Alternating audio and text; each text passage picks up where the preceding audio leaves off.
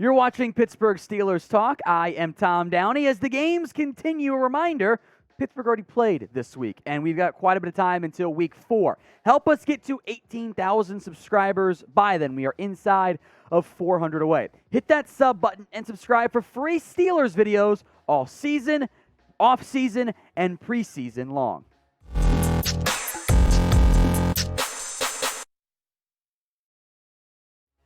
Tom Downey here with the latest on the Pittsburgh Steelers, breaking down some news and rumors as the games wind down on Sunday here. Some noteworthy news items to begin, namely Pittsburgh has worked out some free agent linebackers. Now, more often than not, these guys sign to the practice squad, but it is an indication that the team is at least a little bit worried about what they have overall at the linebacker spot. Myles Jack, Devin Bush, Robert Spillane, Marcus Allen, Mark Robinson. Devin Bush is, I think we're trending the wrong way on him. And beyond maybe corner, the one big area that you're worried about defensively is on the inside of your linebacking core without TJ Watt, of course. It's all off-ball linebackers. The team has worked out 3 names. Let's spend time on them. Marquel Lee, who Raiders fans once told me was going to be a star. He has not been. 11 tackles last year. A common thread, by the way, on all 3 guys we're going to break down, they do carry special teams value because, you know, if you're the 5th or 6th linebacker and you don't have special teams value, or maybe the 4th linebacker, your butt's getting cut. So Marquel Lee, I think the most productive and proven of these groups, a decent background of starts, could be a nice number 4, maybe linebacker for you.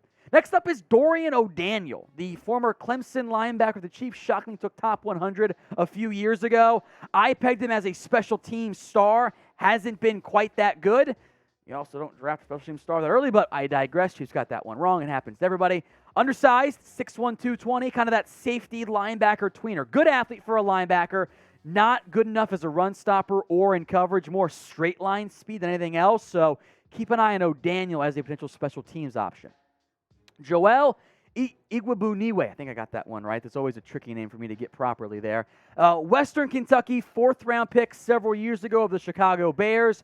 Kind of flamed out from that perspective. Again, special teams backup linebacker is what they're looking at here, which, you know, it's almost October. You're not normally going to find starters available in free agency. So what do you think?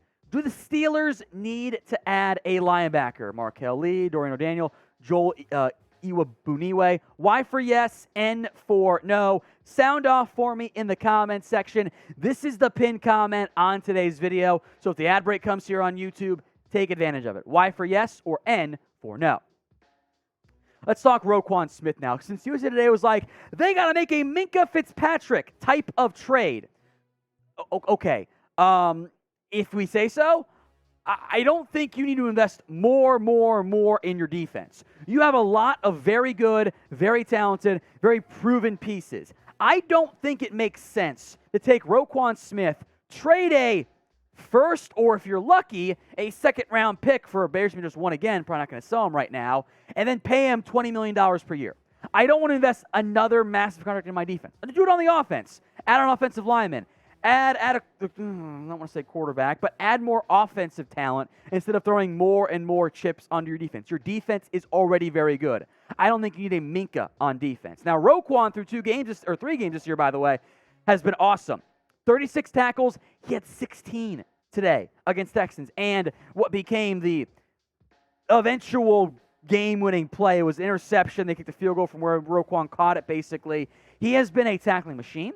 Not a premier coverage player, but he's been good overall. The new defense asks him to do a bit more in coverage than he does in terms of run stopping. But Roquan Smith is a great football player. I don't want to be mean to Roquan, but I don't think it makes sense to throw big-time money and draft capital at another off-ball linebacker or at another defensive piece. Maybe corner you could talk me into, but inside linebacker, Myles Jack is fine. Draft someone. Draft and develop. Don't keep throwing away big picks and at big contracts. Minkah was the exception. That one worked out wonderfully.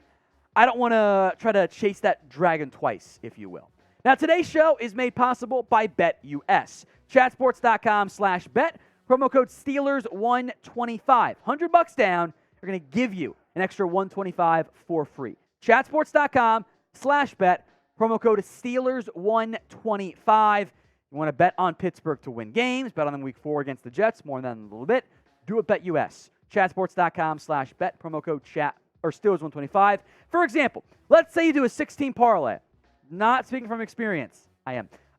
You had the Saints and they blew it up, and you felt great hitting all 5. Then the Lions also collapsed for you in the end, but that's okay. I got a ton of leftover BetUS money. Chatsports.com/bet, promo code Steelers125. I also took, by the way, Jags money line. As I sit here filming this, they're up 21 right now over the Chargers. That's going to cash. Chatsports.com/bet, promo code Steelers125. Trubisky appears to still be the starter for this team. Mike Tomlin asked again, hey, are you going to bench Trubisky? Play Kenny Pickett? His quote, definitively, no. And at some level, duh, right? Your head coach is not going to come into a postgame and say, yeah, we're benching Trubisky. Not how teams do business. I mean, they'll say, I got to rewatch the film, got to study it, blah, blah, blah. It's fine. I get it. Trubisky and the entire offense, I think I speak for most people watching, not it. He's been about what we expect. Decent accuracy, not many yards per attempt. Is the scheme, is the play calling benefiting him? No, I don't think so. Is he the guy either? No. At some point, I need to see Kenny Pickett out there. If it comes in week 7, comes in week 10, week 12, that's fine. Pickett next year is your guy.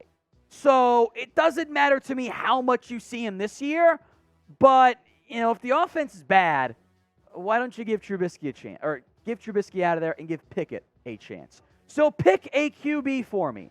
KP for Kenny Pickett or MT for Mitch Trubisky. Who do you want to start in week 4 and or beyond? Sound off for me in the comments section.